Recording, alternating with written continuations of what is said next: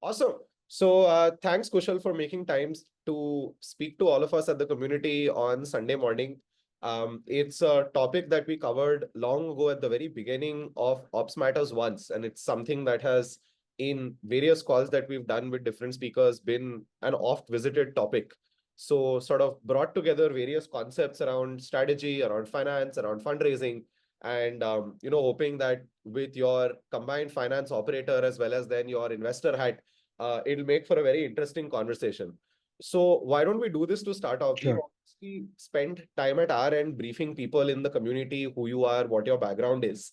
But would love to, get a brief sense from you, like what your career has been, any things that you want to talk about, right? What made you go into finance, go into investing, and then we'll start off with that. Yeah, I think the easiest question for me to answer is why I went into finance, Rohit. I think my brother who studied engineering, he's 3 years elder to me, and he did really well. He got a sub 300 rank in IIT JEE, went on to do his masters, etc. So I didn't want to compete with him. So I decided like the only way not to compete with him is not to go into engineering and go into finance. So that's the short answer as to why I went into finance. But then I think it served me well. So no complaints there.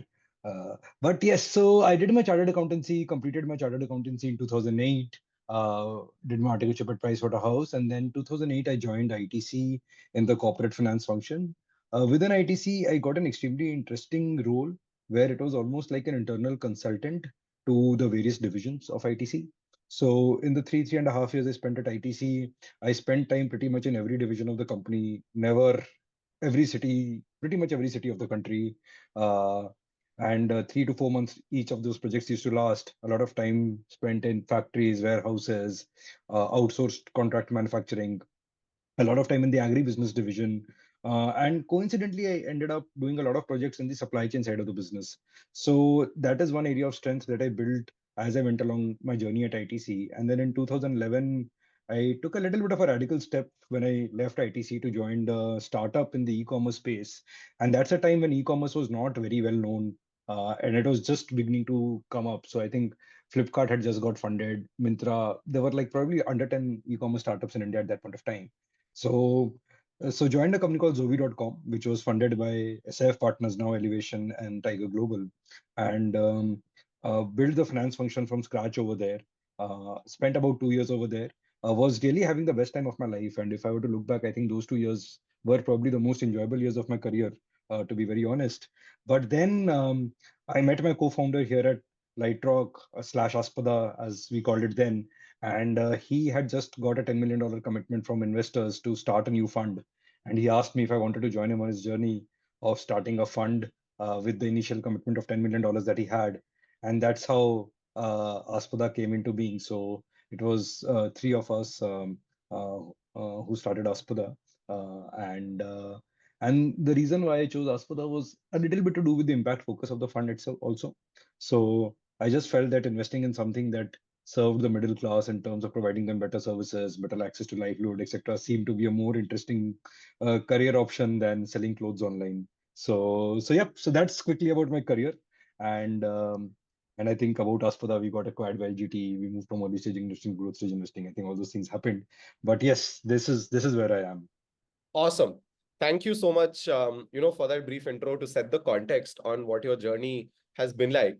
Maybe we kick off then with the first sort of bucket of questions, right? Which is to a little bit understand, how finance and ops intersect, right? You can often hear from people that, oh, it's finance's job or the finance function is something that's separate. But then I think we all know that the best operators are folks who end up sort of managing, controlling, and taking charge of their own budget, right? So Hmm. it's a responsibility that's for the finance team. It's a responsibility for all of the people who are in different operating teams.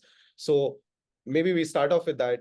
Could you give us a sense, right, of like, what role does finance play in ops? How can you think about it as an operator, right? Whether you're part of the finance function, whether you're doing it separately, and some of the skills and capabilities that you think are important for people to possess. Sure. So the way I would say that I don't really see finance as a separate function, right? Finance is basically measurement, right? Like, are you measuring what you're doing? I think it's as simple as that. So I think if you were to think about, okay, what where have I seen people going wrong? And I'll speak a lot from practical experiences Of than just course. from just like saying this is the right thing to do, this is the wrong thing to do. I think where I've seen people go wrong, actually, primarily itself at the first stage itself is, do you even know what is the financial outcome you're targeting with whatever you're doing? So let's say you're running a marketing campaign, you're running a sales campaign, you're opening up a new city, you're opening up a new product, whatever, right? Do you even have a plan or a financial plan as to where you are wanting to go? I think that becomes the first piece of financial discipline, because you run anything without having a plan or without having an objective itself is, you're just then shooting in the dark. Uh, the second piece is then like, how are you measuring your progress towards that financial outcome? And are you disciplined in rigorous in measuring your um, progress towards that financial outcome? This is where I feel that having finance and ops operating in silos really makes a very difficult situation. And let me give you a practical example, right? And I'll not name companies here, but in one Of of the course. companies, for example, what they were doing is that they were measuring their margins or whatever, and they thought GST should not be included towards the cost of this because GST is a tax, and like obviously I don't expect ops people to know the integrities of GST. But then they just assume that GST is not a cost because you can get credit of GST or it is just value added. So they computed, the way they were computing their gross margins or contribution margins was excluding GST. Okay. Now, whereas in the kind of business they would not get the credit of the GST. So GST was actually a pure cost over there. Now, this is where if ops and finance don't work together, but they work as silos, it actually creates a problem, because actually the performance of the business was much worse because of that 18% GST, right? 18% is a big number. Of Uh, course. so while the team was thinking with all the right intentions that they are actually making money, actually they were making losses on every transaction. And that is where ops and finance actually need to come together. So I think those are the kind of areas where I think that it's important as an operator to be objective about measuring financial outcomes, whatever you're doing, and having those targets that, okay, this is what this initiative is supposed to incur. This is the amount of cost. I think the other thing to do is when to say enough is enough, or when to say that things are not working. Because let's say I have set a financial target for myself. Obviously, we are all startups or like we're early stage companies. So everything will not go as per plan. We'll get our assumptions wrong. Uh, I think those things will happen, right? What we planned with is not going to turn out. In many cases, it's not going to pan out that way. In those cases, I think it's important to say, you know what, this is not working out. Let's pull the plug. Let's not just keep going at it. And also having that kind of a target in mind, even early on, to say, you know what, this is the point of time, or I will spend so much money on this. If with so much money, the outcomes that I'm expecting is not achieved, then I'll actually stop doing this initiative. I think Right. those are the kind of disciplined uh, approaches to work as operators that we can have to make sure that we are achieving our financial outcomes, because at the end of the day businesses are about achieving financial outcomes. So I don't know if I've answered your question the way you meant it to be, but I think those would be um, the few uh, advice I would have as to how to integrate finance and ops, and how should operators think about finance. Got um, it. Got it. No, no, that's incredibly helpful. And if you were to look at some of these specific things, right? Because I think a lot of folks also don't necessarily say have a background in finance, but yeah. when you're running a business, you're operating, in some part of an organization, and you have various things that, you are responsible for, accountable for. Any thoughts on, what are some of these metrics, or like what are the common things that one needs to keep in mind from a skills perspective, while looking at integrating finance into the work that they do? So I really don't think that you need to really overkill yourself and need to start learning finance in detail as operators, right? I don't think that should be the objective, because I think, and that is where you need an organization with heterogeneous skills, right? Like where different people bring different skills to the table. So you don't like, obviously you should understand the basics, and I think all of us understand the basics of finance, right? Which is math. And as I said, I do not expect operators to understand the nitty-gritties of GST, etc. I think what is important to understand is that, are you being objective about it. And that is where I feel that having a finance team that is actually integrated with the business is very, Right. very important right from the beginning, rather than trying to train your ops for people in finance. That is one. Second is making sure that ops and finance actually work in a congenial environment towards the same goal, rather than pushing or like being at conflict with each other, right? And I have actually seen all of these scenarios in my last 15 years of being in this field. I think, again, going so it's actually then becomes about organizational culture uh, in some ways. I know I'm digressing quite a bit from your question, but I think the answer to what you're saying is actually organizational culture, as to how do the various functions come together to solve a problem, rather than just look at it, okay, does the ops guy know this, right? And I can give you a very, very simple example over here, Sure, right? sure. Say, uh, and this is an example from my early days in Zovi. So here I can name the company because it was the company I worked in. There, somewhere, if the operators feel that they are getting value from finance and not pushback from finance, then they will work uh, more closely with finance, because they'll say, you know what, I'm getting help from the finance function. I'm only not just getting pushback from the finance function. Whereas if they feel that, oh, the finance function is just creating problems, they're creating roadblocks, they're not letting me help, then they will automatically try to avoid the finance function. So that is where I feel getting the right people on, who are actually supportive of the business, who understand the business, who are able to add value, rather than people uh, who are just trying to show, "Oh, I'm a finance guy, I have the right to block bills, shall work bills." That approach kind of creates failure. But yes, so I don't think operators need to learn finance in detail. Uh, but I think you need to create an environment in the organization where finance and ops work closely together, so Sure. that both are working off the same set of data and they trust each other to get to the right financial outcomes. Understood. And any examples from your experience, right, where looking at finance as sort of like a growth engine and not just as, say, a supporting or a reporting function, where this kind of like good operational financial alignment sort of led to something positive, right? Whether it was performance, scale, any examples from your experience? Uh,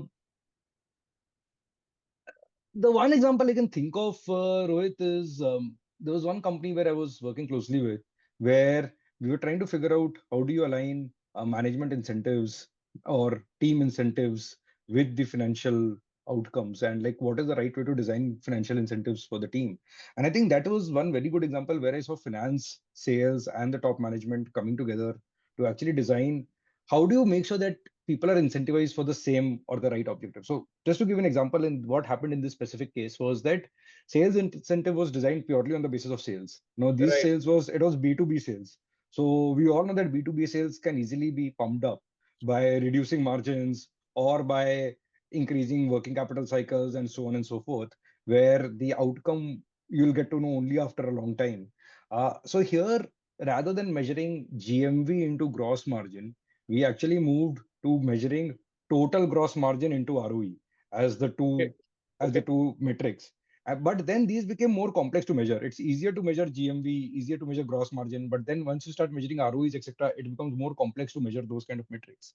But then with the help of the finance function, we actually integrated how do you measure transaction by transaction the ROEs of those businesses, link it to the salespeople, and then uh, build their incentives aligned with the broader objective of the firm. So I think that is where it becomes critical, that what is the firm's strategic goals?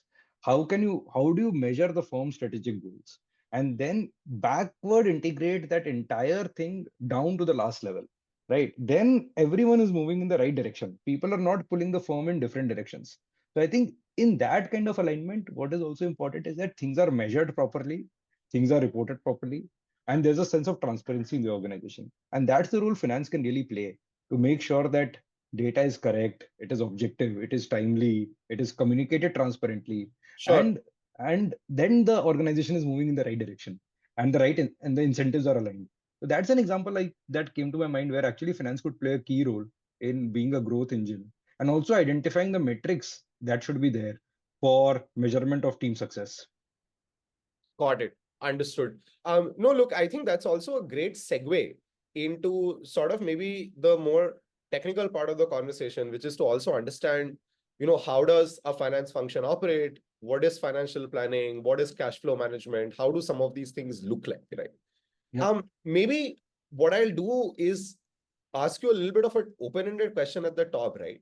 Which is to first sort of understand, we've spoken about a bunch of these things, but when you have a good finance function or you have a good financial capability within your company, right? yeah. What does that look like, right? Fundamentally. And second, if you could touch upon, since you've, looked at very early stage companies at Aspada, more growth stage companies at Lightrock, you started your career at a very large company like ITC before switching to a startup.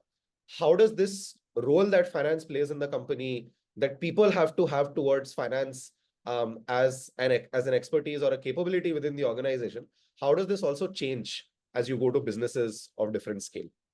Sure.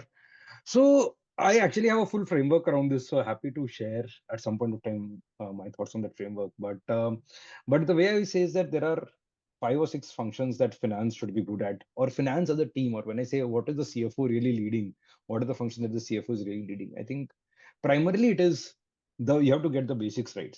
So the quality of financial accounting and operations, which is just pure day-to-day boring work of recording all the transactions, making sure that everything got recorded properly, everything got payments are made properly, all of those things, just the basic day to day. That might seem very boring and very, very basic, but that is the foundation on which the whole thing is built. Because if that piece is wrong, then your entire foundation is wrong. Whatever you're building on top of that is extremely flimsy, extremely fragile. So that is actually where everything starts. That how strong is your financial accounting and operations, the basics just in place. I think the objectives that we're looking for, what do you get if that function is right? You get a single version of truth. And I think the biggest issue that I've faced within organizations, why decision making goes wrong, is because people are not working out of a single version of truth. And the reason why they're not working out of a single version of truth is because the finance function is not doing a good enough job of providing that single version of truth to the organization. So that is primary. Because of the marketing and if, like, so I'll give you a very live example on this. Is in one of the companies I was working with, the marketing team was basically measuring its marketing cost on the basis of the clicks, etc., that they think they were generating. And what is the cost per click? And let's say your cost per month, they estimated at 45 lakhs per month. Okay. Now, when the final invoice came, that final invoice was say 60 lakhs for that month. The reason is that for whatever reason, there was a disconnect between the data of the service provider and the data that was internally being generated by the company. Now, it's obviously important to reconcile that to see whether the company was right or whether the service provider was. But then the basic assumption of the marketing cost was off by 20%. Now, if there had been a single version of truth that was there across the organization, the finance is providing the data that way, like 60 lakhs is the cost, 45 lakhs is not the cost, then decisions could have been made better, right? Right. So just that thing is very, very important. And why does finance fail to provide the single version of truth? Processes are weak. You don't account things on time. Information flow is weak. Uh, you're leaving too many things for the end. I think those are the kind of things that actually weaken the systems. So I think very, very important that you fix this first. It's boring but important. Got it. Got it. Once once your single version of truth is there and once your quality of data is good, then you can do a lot of things with that data. And there I think the role of business finance then comes into play and your commercial controls come into play. That is where you can build your dashboards, that is when you can build your analytical tools, and you can start providing insights and opportunities to the management that you know what, by doing this, like, let's say there's two cities, right? You're operating in, let's say, Bangalore and Hyderabad.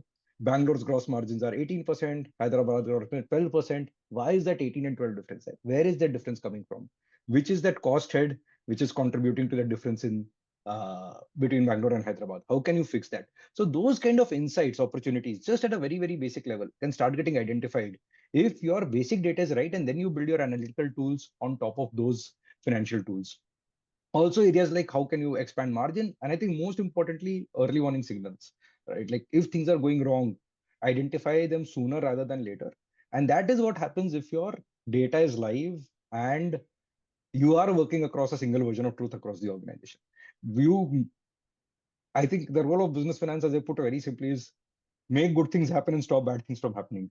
Right. So once your data is right and you can build the right analytical tools on top of that, uh, you can actually make good things happen and stop bad things from happening. What this analytics leads to as the next stage is actually very strong treasury and cash controls, because now you know which part of the, what is the role of the CFO at the end of the day? The role of the CFO is basically capital allocation, to make Right. sure that the important or the more profitable parts of the business get more access to the cash than the less promising Yes. or the less profitable ones. Right. Once your data is right, once you know where things are happening, right? So let's say in the same example, if Hyderabad is delivering 12% margin and Bangalore is delivering 18% margin, not going into other reasons why you should pump more money in Hyderabad, but just knowing that you'll ensure that, okay, like when there is a scarcity or when there's an opportunity cost of capital available, the capital should go to the more profitable part of the business or more strategic part of the business. So I think just making sure that the right allocation of resources is happening towards the right sides of the business, the stronger parts of the business, stronger working capital management, which is to make sure that, okay, I am making sure that my working capital is right.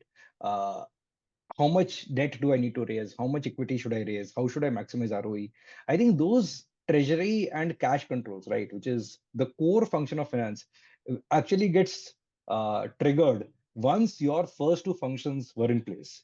Right. uh, I would say that these three becomes the more technical part. Then the other parts happens like compliance, regulation, legal. I think needs to be extremely strong. We are in a very complex tax environment. As I was saying, like taxes could actually be the make or break of business in certain cases. If you get your GST wrong, if you get your reverse charge wrong, like there's so many nuances, right? Like which operators I don't even expect them to know, and that is where it's Hmm. important that operators and finance work closely together to make sure that those blind sites are covered and you don't realize some mistakes way down the line. I think is very, very important. Also, just from risk management perspective, right? If you get something wrong on the compliance or legal side, all the good work that you have done could actually go down the drain, and you could just be spending all the top management time in like going and visiting government authorities and courts. So you don't really want that to happen. uh, Outside of that, I would say that where the CFO's role comes into play, not so much of finance, but is around strategic matters like new products, mergers, acquisitions, integrations. Those are the areas where I think finance has to. But this is at a, like I was saying, like this is not so critical at the earlier stages of the business, more growth stages of the business, like once you've got to a certain stage. And that is why you really need that finance guy who has the weight, or the senior finance guy, right? The CFO who can actually question the CEO and say, you know what, this is what the view is, this is what can go wrong. So in every critical decision, that I would say uh, the challenge or the positive challenge that they can provide becomes very, very critical.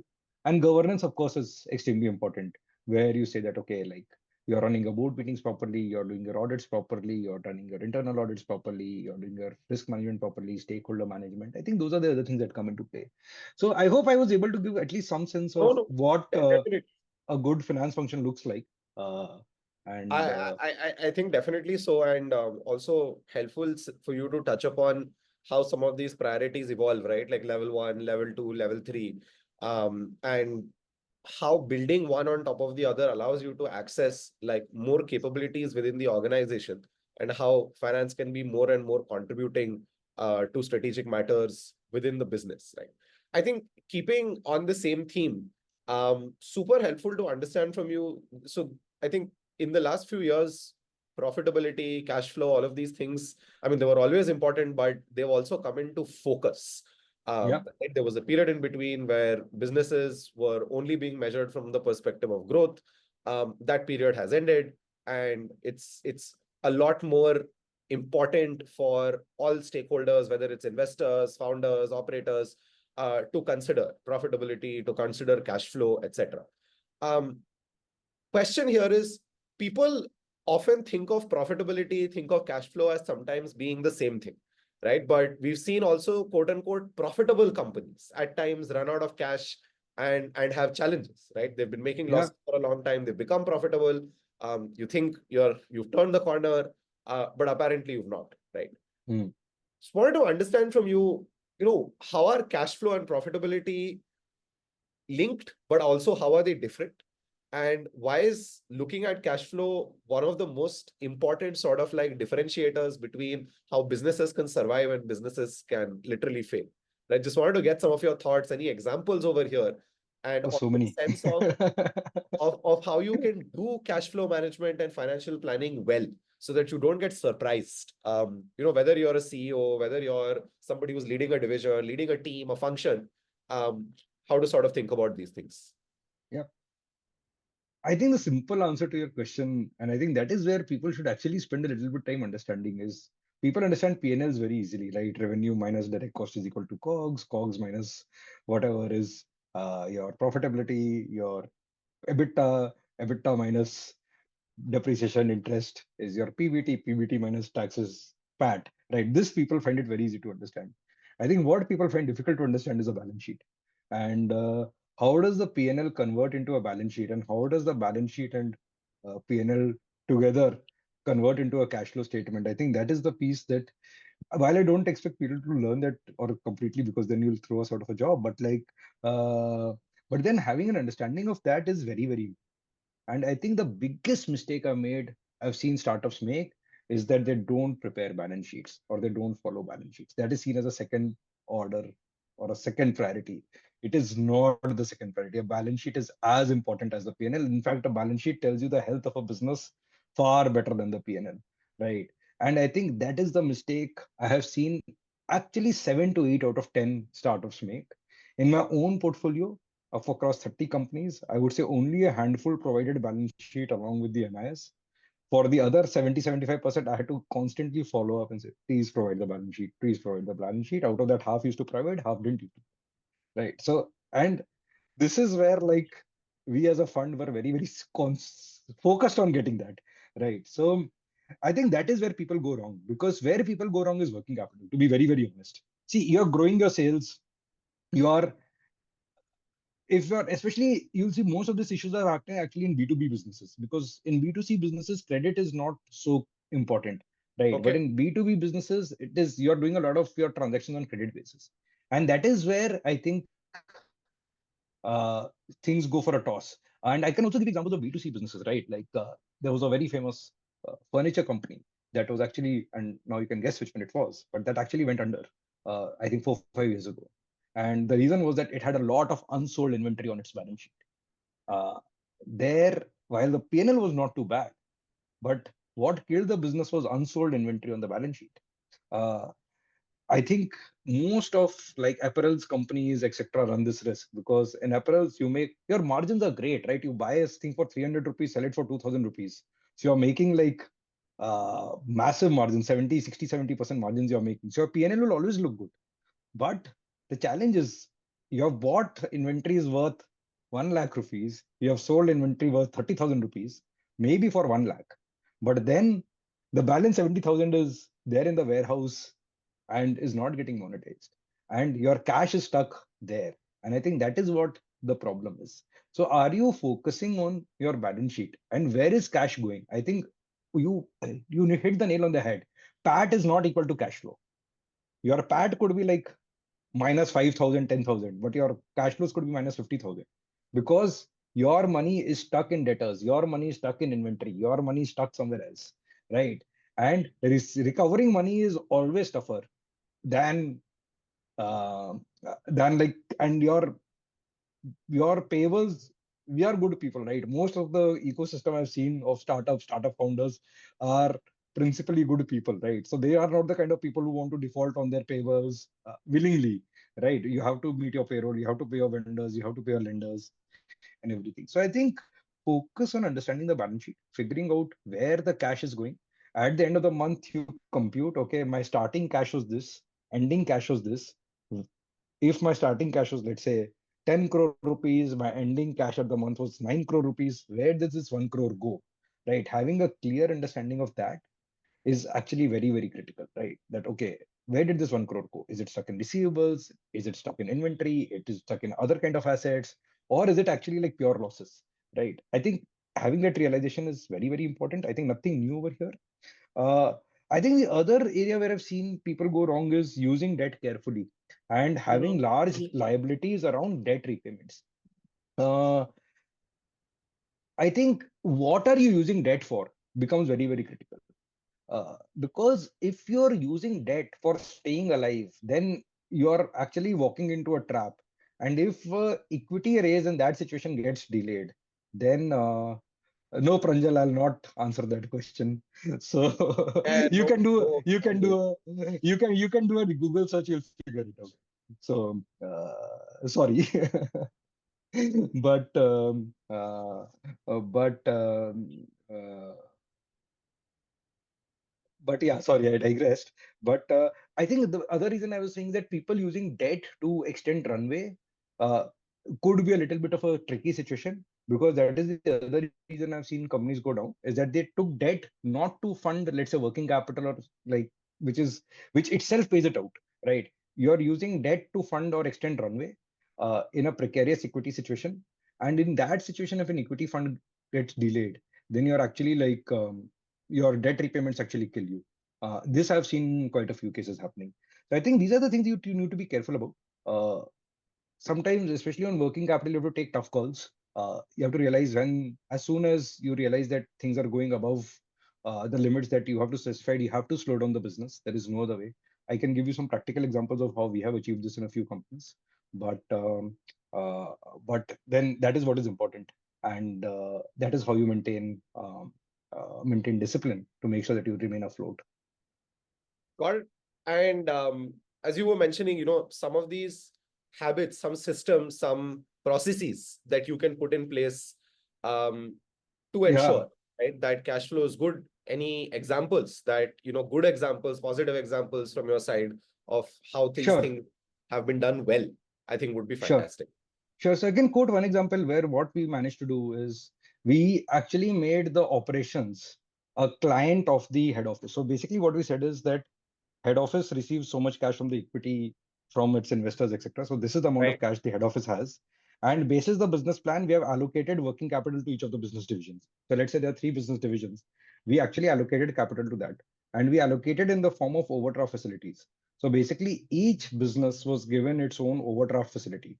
And the overdraft facility was basically funded by the head office, right? Like all virtual. It's not like all virtual, but virtually, we set up, let's say, the business division A, business division B, business division C.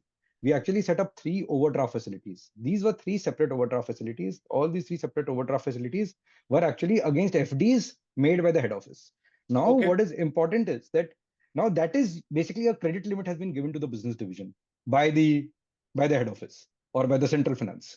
And now that business, and this is as per the business plan, right? So this is the business plan that the head of the business or the head of the business division has actually submitted, that okay, I need to achieve so much target. For achieving so much target, this is the amount of money I need. Now, once that amount is funded, he or she has to run the business within that overdraft facility. So let's say if the facility is 5 crores, you have to make sure that you collect enough money to be able to make the payments. Now, if you falter over there, say for example, your collections are slower than your payables, then you actually hit the overdraft facility limit, which Right. means that you cannot make any more payments until you hasten your collections. And then there is a pressure on the business head, unless there is a real reason to do this. If there's a real reason to do this, the business head goes, has a discussion with the CFO or whoever is managing that piece, and says that, you know what, it's a genuine reason, I need 1 crore more, whatever. And then you're taking an informed call on whether you need to put that 1 crore extra in. It's not just going by default. So you have actually put caps on how much exposure can you take to a certain business division. And if that exposure limit is being breached, then there is an automatic cap to it, and you are then taking conscious calls. It's not that, oh, the collections become slower, so you had expected that at the end of the month your cash burn will be 3 crores, but you ended up with a 5 crore cash burn, right? So those kind of Mhm. situations you're able to track. Also, then the business head, in spite of not being a finance person, the one thing that is very easy to read is a bank statement, right? So they clearly know that, okay, this much money came in, this much money went out. They have their own account in front of them. So it became very easy for them to also figure out, okay, why is my collection slow? That person was then able to take a P&L responsibility much more easily, because then you're actually looking at a bank statement. You're not just looking at Excel sheets. So that was something that was very, very effectively done. And it also made sure that in case you're breaching the working capital limits, you're slowing down the business rather than burning more and reducing the runway of the business. Because this is how runway, you start with thinking I've got a 2 year runway. In 6 months, you realize that only you've got 6 months left. That is basically because you have spent more than what you should have spent. So, so I think that is what is. These are some of the methods that we used effectively Sure. to make sure that your runway did not get affected in whichever you are building out the business, and there were automatic checks and balances. Got it. I think that's also a great segue, right, into the last part of the conversation, which is to understand also how all of these things which are, say, internal to the company, when they are externalized at, say, a time of fundraising, when you have to speak to investors, when you have to speak to debtors, whoever it is, right, to raise external capital to grow and build your business. What role documenting all of this, accounting for it properly, cleanly, being able to issue clear forecasts of what you expect to happen to the business in the future and why, becomes very important. And I think perfect for us to segue into the conversation of fundraising, right? Which you've seen in your role as an operator at a company. You've seen it extensively as an investor with companies, either coming to you for funding for the first time or looking at your own portfolio companies go on to raise capital in future rounds as well. So maybe starting off with a little bit of a more high level question, right? When you want to so we'll maybe break it into two parts. So one aspect is, how does the design of your business, right? The choices that you make in terms of how you operate as a company, right? Whether you're asset light or you have people on payroll or contracted or various different design choices that you can make for the company. How does that affect, right, the kind of metrics that you might be able to report, right? How do you link design to metrics? And then how do you use this communication around metrics to convince investors of the potential effectiveness or superiority of how you're maybe running the company, right? And any thoughts around how to communicate this to your investors, right? Like what you're doing operationally on the day to day, how you've designed the business, why does that lead, the linkage between that and superior financial performance, and then being able to communicate those things to external people who are trying to understand the business, value it, decide if they want to put their money into it or not. Yep. Good question. I think what we are assuming also that all investors are also looking for the right things. So sometimes we have seen phases of markets when that has not been exactly true. But then I will try. It's a very complex question to answer, but I'll try to answer it to the best of my ability. I think this is where strategy, how do you articulate your strategy in terms of metrics becomes important, and how are you measuring that, right? So what is your, I think it is important to have those 2 or 3 North Star metrics to say, you know what, this is what the strategy or the goal of my business is, right? This is where I need to get to, right? And then working backwards from there and saying that these are the 3 to 4 matrices that actually define success for me. Now, it could be very different for different kinds of businesses, and it also shows the aspiration of the management team and aligning the right investor, because it's also a tool of finding the right investor, right? So maybe I'm like, my metric, let's say, let me take a healthcare business, right? And again, you'll understand this well, Rohit. Uh, I am an operator of hospital. My only North Star metric is I need to build when 2,500 beds in the next 5 years and run at a 75% occupancy, right? That is my only metric. I don't care anything beyond that, right? Very, very simple. But then you can just say how are you tracking performance against that, how many builds are you building, what is the cost per bed, what is the occupancy levels, how is the occupancy levels in performing, and whether you are making enough money out of those occupancy levels, right? What is your break even point, how are you making your EBITDA? So it could be those kind of metrics which are very, very simple. Or there could be a founder who's like thinking in a very, very different way, right? Who's thinking more of like medical outcomes and how that founder is changing the way people are looking at healthcare. So there the question becomes about engagement, about usage, about this, right? How deeply is the consumer actually engaging with the product, right? Those kind of metrics, and then ultimately, then what is the monetary value that you can derive from such engagement? So both healthcare businesses, but because of the design of the business, one, as you said, is like more of a asset heavy play. It's more about utilization, more about scale, growth, all of those things. And I don't care whether the patient came to me for cancer or whether he came to me for a pneumonia. I just need to make sure my beds are full, right? That's a very different approach to building a business. Whereas on the second side, you're actually focusing on, okay, like, can I build some AI featured thing? How can I improve the total outcome? And so on and so forth. So I think that strategic alignment with what are you really building, what is your goal, is actually important. First of all, to know what are you measuring. And just from a finance perspective, I think engagement without monetization has no value, right? Like, okay, Hmm. we could take a very long term view to it, but then it's difficult to see. You have to do that also. So I'm not saying it's wrong, but then you have to also have a plan that, okay, this much engagement could mean so much monetization. Pure engagement without the ability to monetize, at the end of the day, I don't think has too much value, right? So there has to Of be a clear course, plan of around course. that. But then those are the kind of metrics, right? Say, for example, I met a company recently, very, very clear that while I am doing a lot of things, for me, the core metric is how much energy am I really selling, right? So it becomes very clear that, like, everything that I'm doing is important, but everything should culminate into this, which is how much energy am I really selling? And is that energy sales going in the right direction? And am I making enough money or those energy sales? Everything that I'm doing is actually to enable sale of energy at the end of the day. And what gives the right to win is because I have found a new way to sell energy and not the old way of selling energy. So that clarity in mind, that okay, these are my North Star metrics. This is what will define the success of my business. And then communicating that to the investors will actually help you convince the investors that you have clarity of thought about what you're measuring. And second is also find the right type of investors. There's one type of investor who would love investing in that hospital business. You look, I don't want to do anything fancy. I just want to make sure you go out there, build the beds, make sure that the beds are full. Whereas the other one is a more adventurous kind of an investor who said, you know what, I want to figure out how can you change health outcomes, how can you help people measure better, how can you help people like analyze better, so on and so forth. So I think that, I don't know if I've answered the question. It is a complex question, but I think that is where what you measure becomes very important, and it has to be aligned with the strategy of the company.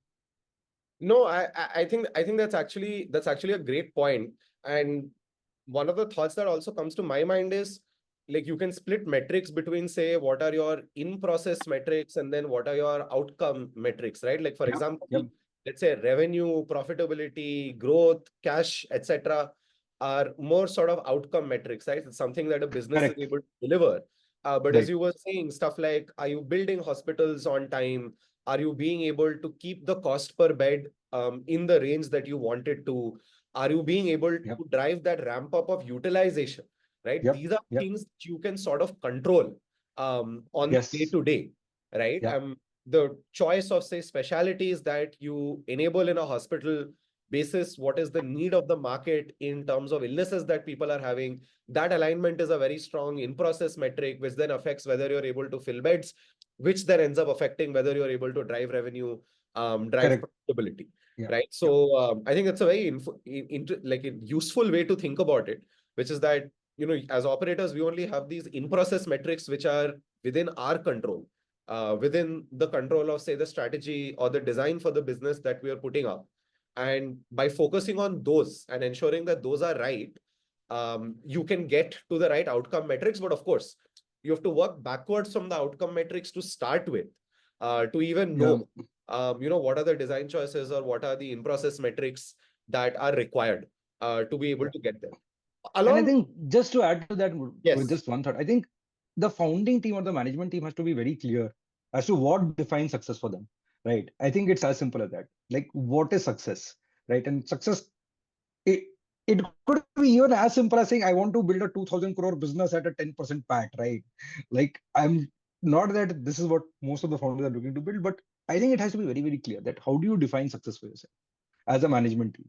And then converting that into metric, and then finding the investors also see that conviction very, very clearly, that बहुत clarity है founder में कि this guy or this lady knows that this is what this person is shooting for, and what defines success is very, very clear.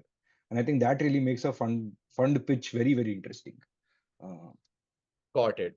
And Along similar lines, Kushal, one of the other challenges also that people face, right, apart from convincing investors or convincing whoever, right, even if it's an employee who you want to hire, about where the business is today and what does the status of the business look like today. Also, the constant challenging of forecasting or projecting what the future, right, of the organization, its performance is going to look like. So maybe very quickly touching upon any thoughts from your side that you've seen from different businesses. How should you approach forecasting? How can you give projections, right, which are realistic, which affect the true state of what the company can do, but at the same time also keeping in mind that taking, say, goals which are ambitious, which motivate people, which drive the organization forward, right? It's a balance that Yeah, has to effectively be maintained. So yeah. any thoughts on how to be good at forecasting as operating teams, as founders in companies? Very, very tough question. I think the simple answer to that is cautious optimism. So I have never built a forecast that has worked out. So and so so so I think the beauty of the kind of businesses, especially in early stages, right? Not so much in the growth stage. I think you have to have more visibility, but at least in early stages, I think the fun thing is that like you learn along the way, right? So it's very, very difficult to get forecasts right. I think what is important is why we do forecasting in spite of knowing that forecasting is not going to stand, because we will have Right. learnings along the way. Business models will change, we will improve or become worse, or markets will teach us a lot. I think is just at least the way we are doing business today, we know what we are going towards. And then whenever those changes happen, right, you have to be agile enough to rework your forecasts, etc. So the important thing is that you know what are the key assumptions that could change and the things that should not change, right? Right. Understanding these two things very, very clearly, because you're not going to get your forecast right. Let's face it, right? So let us not even try to say that, okay, if you do these five things, you'll get your forecast right, because it doesn't exist that way. But what you can figure out when you're doing your forecast is what are the things that will remain static, which will not change, which are the assumptions which should ideally not change. Because if those assumptions change, then the business itself is in question, right? Then Right. you think about whether you should continue in that business or not. And then there could be a set of assumptions that could change over a period of time, or that you could learn over a period of time. Having clarity on those, and then building your forecast to the best of your knowledge and information as of today, with what you believe those assumptions could be, but measuring your performance as you go along your assumptions and comparing that, okay, this is what I assumed. So what you're measuring when you're doing your MIS analysis is not that I had targeted at 50 crore revenue, I ended up at 35 crore revenue. Why did that 15 crore go wrong, and just coming up with some explanation for that. But to say that, okay, where did my assumptions go wrong? I had assumed this, my assumption went wrong over there. And then figure out whether that difference in assumption where you went wrong was because of something that is driven externally or internally, that you can correct Right. or not correct. And if it is driven externally, then you actually readjust your forecasts to correct for that. And if it is something internal, then you figure out how do you strengthen yourself internally to actually achieve the assumption that you're set out to achieve. So I think that level of understanding of the business plan as to what are the key drivers of the business plan, or what are the key assumptions of the business plan, having clarity on that is what you can actually, is what is in your control. Let's put it that way. Outcomes are not really in your control because you don't know it. But Right. then if you have clarity, as you know, you will be able to manage your forecasts in a way that you can be agile and you can actually keep getting better at it. So that is so that when you get to a growth stage, when you get to, let's say, from series B to C to D, that time your ability to forecast is better because you know where you make mistakes. So your margin of errors will keep coming down. And that is how you have to look at it. It is an act of getting better with your learnings from your mistakes, rather than doing five things right on day one. Got it. Got it. No, I think that's a very, very helpful way to think about it. It brings us back to what you said earlier, about the the design of the business and the things that are within your control. And very, very importantly, like the core assumptions, right? Like we may not get the outcome number right, in terms of what we were able to predict, but do the core assumptions that we made about the business, do they hold true? And if not, then what corrective action internally, externally need to be taken? I think that's a fantastic way of actually thinking about how or why the exercise of forecasting, even if you know that the numbers will never always be exactly what you had thought them to be, why that's relevant. And maybe that brings us right to the last question from my side for the session, which is all of this that we've discussed, right? Having like a good understanding of what role finance plays in ops, to the functional aspects of how you build a finance function, how you manage to do your cash flow and financial planning, to then ultimately how you need to think about business design, how you need to think about, say, forecasting and business assumptions, etc., brings us to the core aspect of fundraising, right? So a little bit of an open-ended question for you, which is, what does a good fundraising process look like, right? Like for a company to get to the outcomes that they wanted from that process as fast as possible, for the people who have to invest or lend to that company, for them to be able to build comfort and be able to conclude their processes as fast as possible. Any thoughts on what companies, on founders can do well from a fundraising? Let me let me flip the question, Rohit. Let me say what pisses us off, right? Or like what you do wrong, or what can people do wrong? I think that may be a different way of looking at it. I think what I have seen a lot of companies and businesses do is there's a strong difference. And let me give you a live example, right? You talk to a founder, okay, what is your business model? Oh, my business model is this, it's digital, it's like this is how we get customers, this is what we do. Okay, great. Sounds very, very interesting. What is your scale today? Oh, I've got to a scale of like 5 crore per month sales. You said, oh wow, like that's quite fascinating. With this business model, you've got to a 5 crore sales per month is very, very interesting. And then you double click and you see what the breakup of that 5 crore sales is, and you realize that the 50 to 6 10% of that sales is actually coming from the business model which the founder spoke about, and the rest of the 80 to 90% of the revenue is actually like revenue from very boring or very like not very innovative sources and just building revenue for the sake of building revenue. And I think that is what has I have seen very, very often, where the business model that is being talked about is not aligned with the PNL or is not the full true story, right? Now, if the founder in the first meeting itself had told, rather than me discovering this, if the founder in the first meeting itself had told that, you know what, this is the business model I'm trying to build. In this part of the business model, I've got to a revenue of, let's say, 50 lakhs a month or 1 crore a month. But I have, uh, but then I have to, for this reasons or for finding myself in the market or for establishing myself in the market, I'm also doing business the traditional way. And there the revenue is 4 crores a month, and over a period of time, the ratio from 20/80 will change to 80/20. And this is what my plan to it is.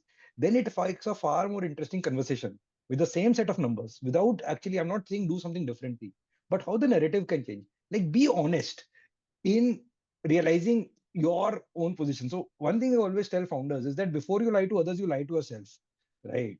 And that is where you go wrong. Or, you know what? I am gross margin positive. Gross margin can mean everything from anything to anything. And I trade at a 12% gross margin, whereas you have not taken wastage or you have not taken like logistics as a cost. I think don't lie to yourself and don't lie to others. I think that becomes very important. The common excuse I've heard over here is, oh, everyone is doing it this way, so I'm also doing it this way.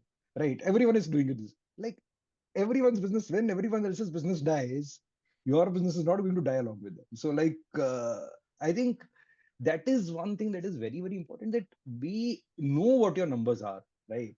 And represent them correctly and find the right narrative around that, right? It's not a game where you have to uh, just somehow or the other convince someone to accept your story. uh, I think that is something that I've found. Sorry, I'm just being very, very uh, rather than giving overall like picture, I'm just being very, very specific as to what are the kind of things from a finance perspective that kind of Sure. goes wrong. The other thing is that like the picture that you presented at the time of the pitch, and once you look at the first set of data, that itself being there's being dissonance in that, right? That also becomes a little bit of a challenge. And obviously for a smooth fundraise, if your quality of data is good, investors also get a lot of confidence that whatever data you ask for, you get it quickly, it's in good shape, it's in good quality, you are able to make sense out of it fast. I think apart from making the diligence process faster, it also gives a lot of confidence to the investor. So coming back to the first point that I said, right, the boring part of the business, which is just the basic data capture, timely data. Like let's say I'm diligencing a company, let's say May, and if a founder gives me, if the founder is unable to give me March data, then it's a red flag for me, right? So you're in May, you don't even have March data, something is seriously wrong with this business. Now, if the company is able to give me March data, but not an April data, I'm saying, yeah, this is acceptable, right? I'll be happy, I'll start diligencing the business. If that company is able to give me April data, I'm like, wow, right? This company really has its shit to, like, has put its act together. So that is how it will like kind of plays out, right? And as an investor, you form a first impressions judgment about a team, its capabilities, its discipline. Because at the end of the day, every business has to be disciplined. Like cowboy businesses don't run long. That's been totally proven. So Got yeah, it. that's what I would say. Be true to yourself before pitching to others. Uh, I always like there was one company I was consulting, and very good founders. Again, the thing with them was they were showing metrics a certain way. I didn't agree with them. The excuse I got from the founder was everyone is doing it this way. That's why we are doing it this way. I basically told the founder, before you lie to others, you lie to yourself. So let's fix this. The founder agreed to fix it, thankfully. So yes, that's what my advice would be. Got it.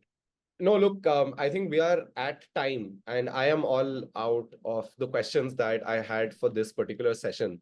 Once again, thank you so much for taking the time to spend a Sunday morning with us to talk through a variety of different things, right? From culture should look like, what processes look like, and then the all important questions around money, right? Whether it's your own bank balance as a company, trying to attract outside capital from investors and debtors. What do they care about? How do they think about things? I think it's been a very, very helpful session. And also, thank you everybody for making the time to join us on a Sunday morning to hear Kushal speak about this topic.